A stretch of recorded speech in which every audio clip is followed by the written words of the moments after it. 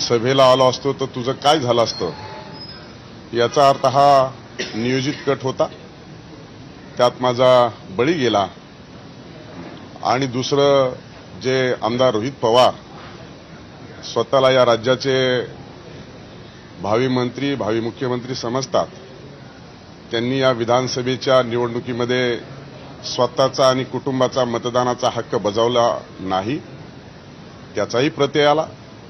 आणि एकूणच या सगळ्या राजकीय सारीपाटामध्ये झालं त्याचा मी बळी ठरलेलो आहे.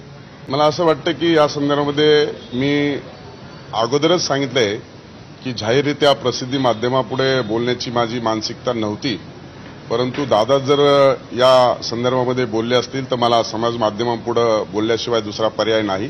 त्यामुळे पक्षाकडे आणि वरिष्ठांकडे या संदर्भामध्ये मी निवडणुकीच्या कालखंडामध्येच बोललेलो आहे.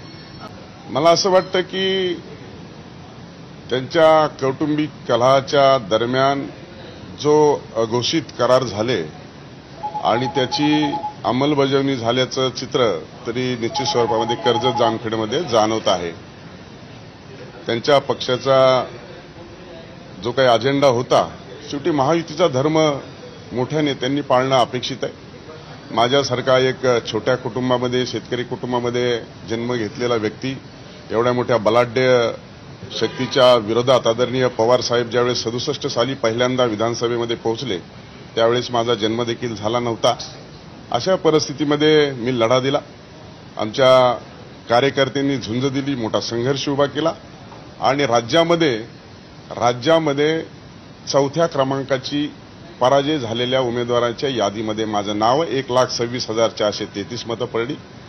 तर कमी मताच्या फरकाने पडलेल्या उमेदवाराच्या यादीमध्ये माझा 6वा क्रमांक लागतो आणि या दोन्ही यादीमध्ये नाव समाविष्ट असलेला राज्याच्या 288 मध्ये नाव जर पराजय झालेला उमेदवार कोण असेल तर तो राम शिंदे आहे. त्याच्यामुळं या कटाचा आणि या अघोषित माझ्या विरोधी कारवाई करण्याचा मी बळी ठरलोय हे यामधून सिद्ध झालेलं आहे.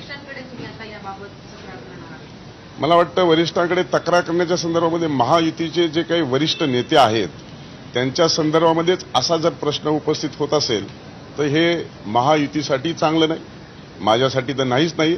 पण याच्यावर गांभीर्याने आमच्या वरिष्ठांनी दखल घेऊन याच्यावरती विचारविनिमय केला पाहिजे ही माझी अपेक्षा आहे. काउंटिंगच्या संदर्भामध्ये अर्ज दिला होता, पण रिटर्निंग ऑफिसरनी तो अर्ज माझा फेटाळलेला आहे. आज पुन्हा एकदा जिल्हाधिकाऱ्याकडे मी जे काही माझ्या शंका आहेत, जिथं डाऊटफुल झालेली प्रक्रिया आहे तिथं मी आज जिल्हाधिकाऱ्याकडे अर्ज सादर करण्याची माझी प्रक्रिया सुरू आहे.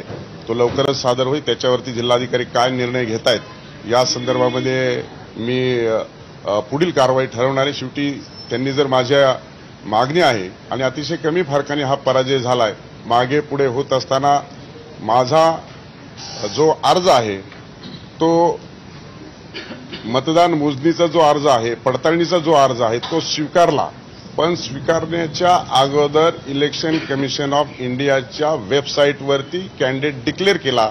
ही मोठी चूक रिटर्निंग ऑफिसरनी केली. याचा अर्थ प्रिजुडिस माइंडने रिटर्निंग ऑफिसर तिथे काम करत होते. याच्यामध्ये मी भविष्यामध्ये येणाऱ्या कालखंडामध्ये इलेक्शन पिटिशन देखील दाखल करणार आहे. अनेक ठिकाणी दारू, मटण, पैसे अनेक केसेस देखील झालेल्या आहेत. याचं मी वारेमाप वाटप झालेलं आहे. त्या संदर्भामध्ये देखील इलेक्शन कमिशनची जी काही प्रक्रिया आहे ती पार पाडत असतानाच न्याय मिळण्यासाठी हायकोर्टमध्ये इलेक्शन पिटिशन देखील दाखल करणार आहे.